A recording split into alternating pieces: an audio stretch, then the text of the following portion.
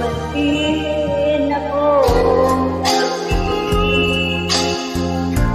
Ang sakit at bigat nitong dibdib, wala sa sarili, lumilipad ang isip at maraming tanong